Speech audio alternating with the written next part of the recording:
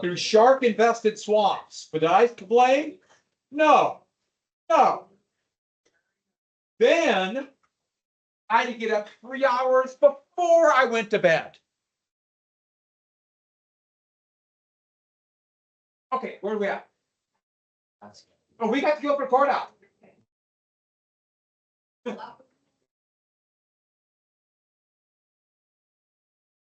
And so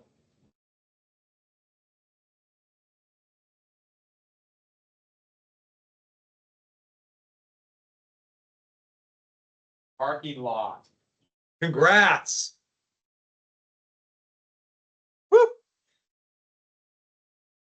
Oh. What was the name when the British went tried to attack from Charleston up because they thought they were more loyalists and they thought they could pacify the patriots and control that region of the colonies? What was that strategy called? The Southern Strategy. And what was the battle that proved to them, even though it was technically a British victory, what was the battle that convinced them that the Southern Strategy was a disastrous failure? I told you about at the end of class yesterday. The courthouse thing. What's the name of the battle? Guilford's Courthouse. What battle brought the French into the war? Saratoga. And who went west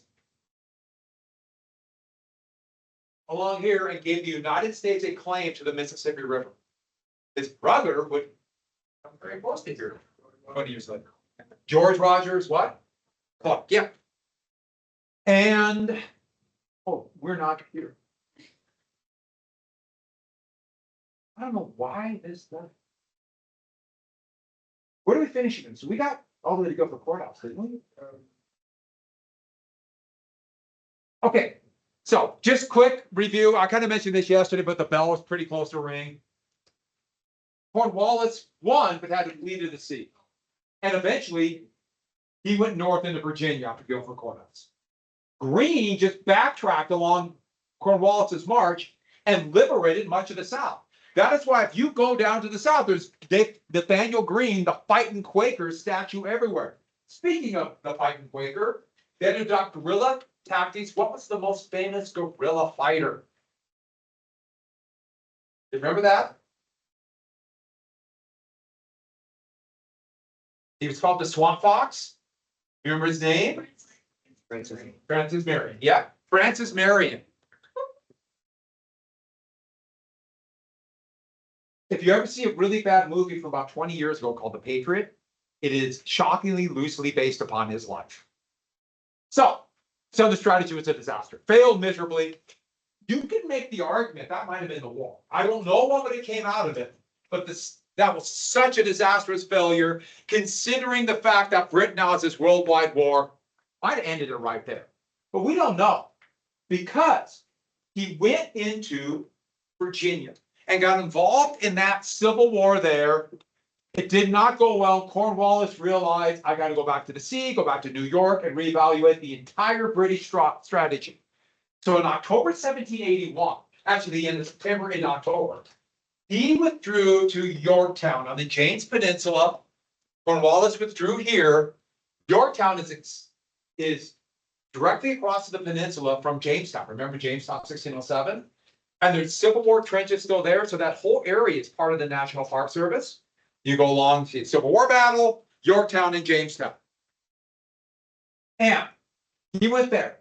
Now, Washington was up here around New York. We say I have New York here. Yeah, Washington's up there. The British still have their main force in New York. And they're kind of keeping an eye on each other. What was the fort that Benedict Arnold tried to give the British? Yeah, West Point. And what is West Point today? Yeah, the U.S. military or the Army. The Navy's in Annapolis, the Air Force, which was created after World War II, Colorado Springs. So Washington heard about this. And he thought, you know, if I can convince the British that I'm going to make some kind of attack here, but then march my main force down here, I'm able to surround Yorktown. He's bottled himself up in a peninsula. Maybe I can win the war right there. And so the story was, and this is what he said. He was a gambler. Literally, they would gamble. They played dice games all the time. And he rolled the die. He took a roll of the die. He gambled. I'm going to march down. Now, the problem is if he marches down and caught in the march, he can be destroyed. And there's something else too. He can only land from the sea. I'm sorry, he can't stop from the sea. The British can still sail in and pull him out. He can only surround him by the land. And he still can lose. I mean, this is really risky. So they marched to Yorktown and it worked. The diversion worked. General Clinton, who was in command of New York, stayed there. They marched overland as quickly as possible. But over half his army were French. And he went to the French general command of the French forces there, General Rochambeau. Yes, his name was Rochambeau. And he said, can you send word down to your Navy? I just put down French out, but I meant to put French Navy. And the Navy sail up and bottle them up from the sea. If that happens, we could win a coup de grace, a big victory that might end the whole thing. This is a big risk, but it worked. They marched down south very quickly. Now, here's a picture of them marching in front of an inn, and they look like the nice, well-disciplined American forces. That's some trained men. They're better, but most bad guys, they didn't have uniforms. They show them in their nice blue uniforms. And those are the French marching. And you notice the French uniforms? They were tan, white, and they also had blue trim. And they had to march over dirt roads. They had to ford every river or stream. So by halfway through the march, the Continental Army was just covered with mud, and they had time to clean their uniforms to get in the morning to march. Yet every morning, the French in their white and tan uniforms, especially the white pants, and they looked great. Clean, white, marching sharp, just embarrassing, humiliating, therefore angering the Continental forces. How were they able to keep white? How would you keep white on the march? They're wool uniforms. You can't just take them out and wash. You know how they did it? One uniform, too. They carried pouches of talcum powder. And every night they would take the talcum powder and just kind of drop it in, baby powder, and pat it in. And then they'd be kind of white. And if you hit them, they'd kind of pop. But they looked good. They're French. So they arrived and they surrounded Yorktown. But it didn't matter unless the fleet came. Well, the area right off the coast, or right where the Chesapeake Bay comes in, it's called the Chesapeake Capes. And we're leading to what we call the Battle of the Chesapeake Capes, but it wasn't really a battle. The most important naval vessels were ships of the line. And there's a line of British ships, even though, these are French. But I just found a ship. They were massive, top-heavy sailing vessels with as many as 100 guns on the ship. And they would fight. The style wasn't much different than fighting on land. They both kind of sail with the wind in a line about a quarter mile apart, as you can see from this line right here, and just blaze away at each other until one side either ran away or they could be boarded. These are bloody, horrible fights. The Royal Navy was a little better than the French Navy, and their guns would aim at the French hulls. The French would aim at the masts and the sails. Other than that, they just blaze away. These are the ships that won the naval battles. Other ships called frigates were small. They couldn't be involved in these kind of fighting. Well, ships of the line are incredibly expensive. Really expensive. You don't want to just risk these things. So a lot of times in these kind of naval battles, they really wouldn't fight. If one side had more ships than the other, they would come in their line, kind of cruise like this in the line, and let the enemy know, we got you outnumbered. Do you really want to do this? And a lot of times the other ships kind of go and get the heck out. So they really wouldn't fight unless they had to. It's just too valuable of weapons. So their battles were basically, they might fire like 3 or 4 shots and then just the other side flood. So that's kind of what might happen here. The French fleet in the Caribbean had been reinforced to 24 ships of the line. Now remember I told you about the Treaty of Paris of 1763. In that treaty, the French kept 3 islands in the Caribbean. And that's where they had their fleet. And those threatened the British Caribbean possessions, especially like Jamaica, and then Bahamas and Bermuda. Sugar, all these sugar islands. So the French, and that's a big risk. The British had more ships in the hemisphere, but they're divided. 12 ships in the line in New York, 19 in Jamaica, in Kingston, Jamaica, the Caribbean. If they unify, they outnumber them by 7, and basically they would have one of those where the French would peel off. But you see the problem, the British have got to unify.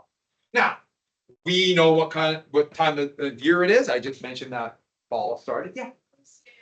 Caribbean. What time of year is it? Caribbean, by the way.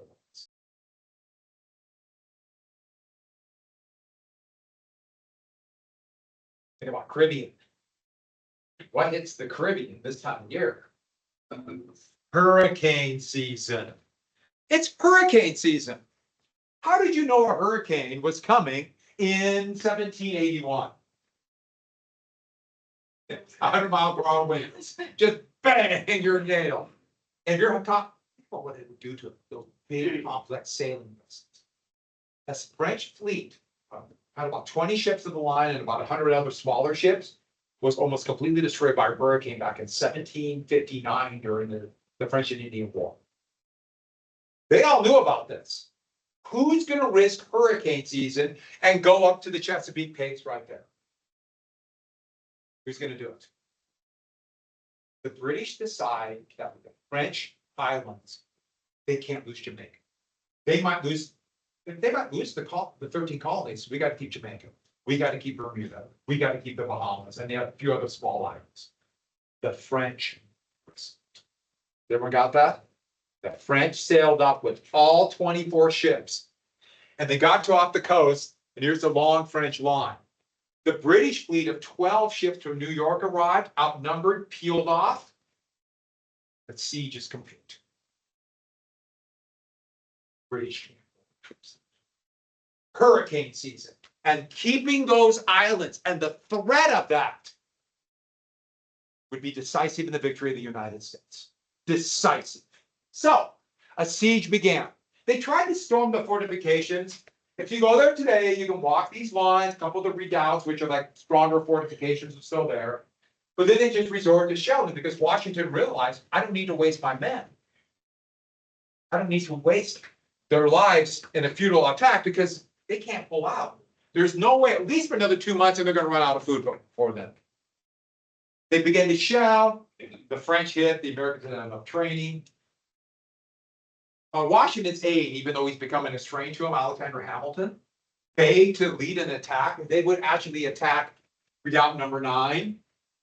And Hamilton would get his little taste of glory. He was an absolute warmonger. We'll get to more of Hamilton later. Very quickly, Hamilton and Washington are going to have a major fight. And I'll tell you exactly a major fight. That's coming a little bit later. But eventually the British realize they can't fortify, they can't hold. And so on October 19th, Cornwallis. He threatened with terms, basically said the US would allow him to, they would stack arms, give up their weapons, and then they'd let them sail away. There would no more unnecessary bloodshed. These are called conditions. Well, Cornwallis was humiliated. So Cornwallis didn't even show up to the ceremony. He sent his second in command, which infuriated Washington. So here's a watercolor of it with strange, creepy orange faces on everybody. But Cornwallis's aide then tried to not surrender to Washington. He went to Rochambeau, the French commander. And Rochambeau pointed to Washington. He went to Washington. Washington, furious that an underling came and not Cornwallis, pointed to his second in command, Benjamin Lincoln, and that's this right here. And no, they probably didn't have the wings on, but they put him on that because that's what people expected in that watercolor. And the British surrendered. This was not the main British force. but a little bit like Saratoga, a surprising victory. And just a number of things had to all come together. Washington lost almost every battle he fought, almost every battle. He made serious tactical and strategic mistakes, but he kept the army together, and when it mattered, he won. Really, the big battles he won, Trenton and Princeton and Yorktown. But he didn't need to win a lot of battles, just survive. The British commitment will wane. So we're going to jump right to, don't worry about the world turned upside down. The peace treaty began by 1782. The fighting was kind of over for most of the colonies, except along the frontier. There was a little bit of fighting in Florida. The Spanish were desperately trying to get Florida back. And they're meeting in Paris. But the problem the American negotiators have, the US negotiators, is that the French, the Spanish, the Dutch could care less about the colonies. They want their own stuff. Another big sticking point is that the British said, you got to guarantee protection for the tribes here, which of course the United States was not going to do. So, while that's going on, we come to what's called the Newburgh Conspiracy. The treaty negotiations going on, we'll come back to it. Washington had to hold his army together. Had to hold it together. If the army collapses, the British can still win. In fact, if the army collapsed, probably what would have happened is we would have had some kind of separate country here the British would have controlled, a little country called New England, and whatever slave empire this was. Kind of weird. I mean, it still could have ended. Washington had to hold this together. The problem was the Continental Congress had no money. They made promises about pay. We promised to pay you. We promised to give you money. And the officers were becoming really disgruntled, partially because, as they saw it, they should be rewarded with land and money and debt and all these kind of things. And a conspiracy began, started by a financier and Alexander Hamilton, to have a dictatorship. That Washington should march on Philadelphia, take over the government, and make himself a dictator, which of course, to men like Hamilton, that meant he'd become a king. That's what Hamilton wanted. Edmund Morris was a financier who helped, in a way, fund the war effort, but at the same time, he wanted money out of this. They wanted the dictatorship to protect their bonds, to protect their wealth, and give them land. Washington, who also wanted to be rich, was infuriated by this, but he knew the officers were so upset they might join and make promises to the men to march on Philadelphia. If this would happen, the British would attack, the whole thing would fall apart. So Washington met the officers in a tavern. Don't think about bar, a tavern, and was going to give them a speech. And he went to the officers, basically, that's a speech right here. And it was, please don't rebel. Please don't. And, starts with gentlemen. And Washington went there, walked in a little bit late, and the men are kind of sitting on benches or standing, and they're mad. They feel they've been mistreated. They feel they've been used, and partially true. And they wanted Washington to lead in Philadelphia, or they're going to do it. Washington walked in, and he kind of got started, and they weren't paying attention. They're mad. Washington was smart, and he understood their emotion. He understood them and played. So he had the speech, set it down, pulled out a pair of reading glasses. So magnified. He had never in public worn this. And he had this kind of aura about him. Remember I told you about Princeton, he had a bullet shot through his hat, under his armpit. I told you that story, didn't I? He had this aura of invincibility. And now he's sign up weakness. And he pulled it on, went to the men. And this has been a long. We have all made sacrifices. We have all suffered. Sat back, picked up the speech again and started reading. He said, "Gentlemen," stopped. They were all crying. Oh my God, if he can make sacrifices, he has aged so much. It's like the first time he noticed it. If he can make sacrifices, we can make sacrifices. He never finished the speech. He never finished it.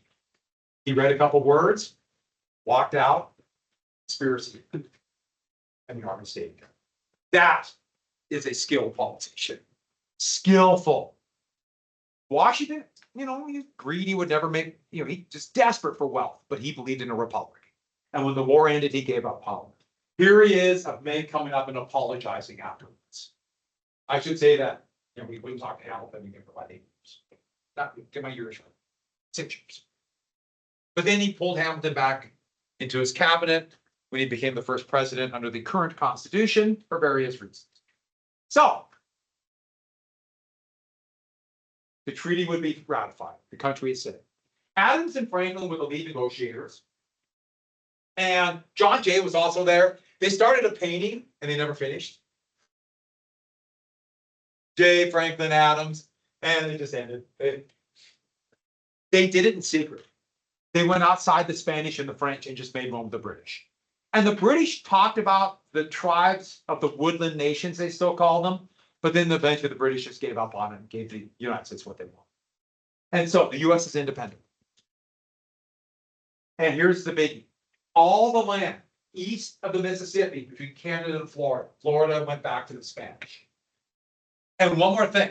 There's a bunch of forts. Remember Pontiac Rebellion back in 1763? They attacked those forts. The British had to give up their forts because of this. Forts all over the Great Lakes region. Like the biggie was Detroit. Detroit was a big star fort. Next, the Loyalists would be promised in the treaty. They would be protected. They would either get their land back or compensated, especially in Virginia during that horrible Civil War. And so, big piece of land there, big country. And lastly, if this area is going to prosper, they have to have access to the sea for their markets. Therefore, access through New Orleans on the Mississippi River. It went back to Spain, but Spain was a signatory of this. Spain got back Florida. But Britain kept their sugar islands. That's the treaty. And so the United States is now independent. Now, that's written in the treaty. It was signed by the Continental Congress, agreed to by the Continental Congress. The last major act the Continental Congress did. The British would evacuate New York in 1784. But, you think they ever left the forts here? They did not leave the forts. Do you think this happened? The Spanish are like, no, we're going to charge a toll. We're going to do whatever we want. Do you think this happened? There are still lawsuits to this day of descendants of loyalists demanding compensation for their property stemming from the Treaty of Paris from 1783. To this day. Most of them would eventually have to go to Canada. A lot moved down to New Orleans, which is ironic because the US will eventually get this. But that's Treaty of Paris. Questions? So, 25 multiple choice. 4 short IDs. Are there any last minute questions on the review list? Now, there were a few people came in during IT period, asked questions, but hardly any. So my assumption is you guys know it. So I'll grade it accordingly. Any questions? None? So like when I ask about Bacon's Rebellion, indentured servants. You got to talk about the issue of indentured servants at head rights. And it's a class rebellion. The book talks about Governor Berkeley, but that's not the big fan. That's not what I talk about in class. What's going to be on the test is the class. That's the biggie. All right, I'm ready. And if it's any consolation, I got 100% on the test. Let me rephrase, I got 190%. I did so well, I gave myself 90 points.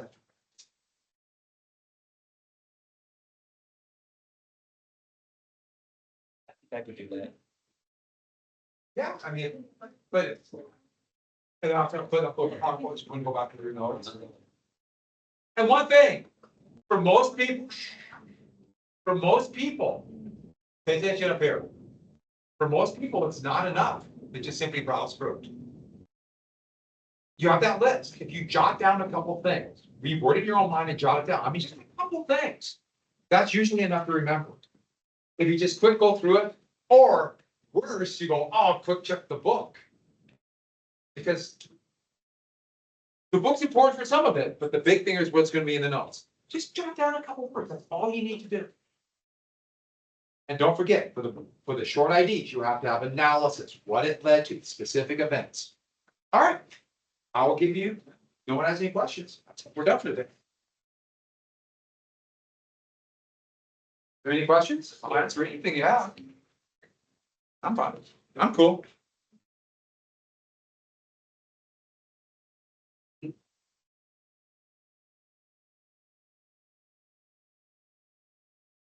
Why didn't you show up? I probably should. I'm sure it's all.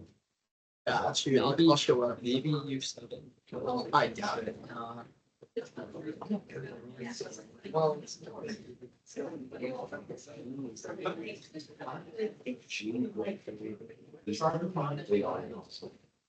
Yeah, I can show it. No. No, charter. Nate says it. I didn't give everybody a. So a lot of times I got contracts harder. Contracts should be more for projects. Because everybody. Other than that, it's just gonna be written to people. So we need to. So like there's some states, people start a corporation and they still call it the charter. Yeah. But Montana, it's called. No, you haven't read the restaurant.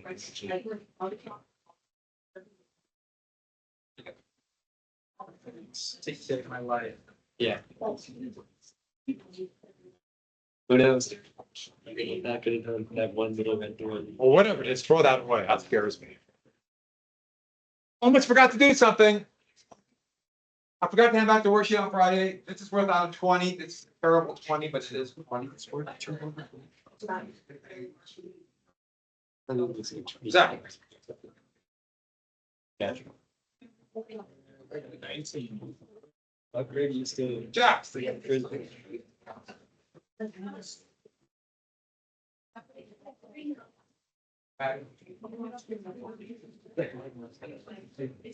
one.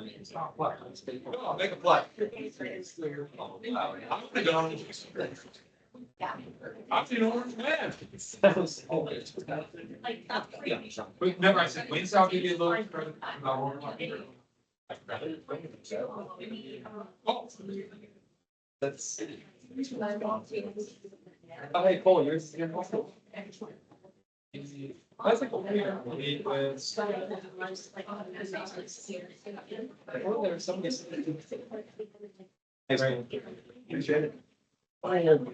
Jim. Alex. Make a play, dive. It's coming. Turn my back. Yeah, turn back.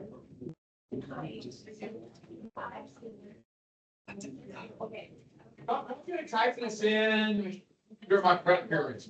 If I don't have it.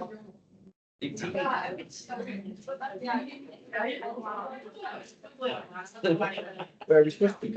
Oh, probably what's the declaration of proclamation? Can you circle that? That's what I heard. That's what I agree. What'd you get? Oh. So I will check teams, 9:30. Now a question, I'll try to get it answered, okay? But my plan is to check. Teams is acting up though. I really don't know if it's gonna work.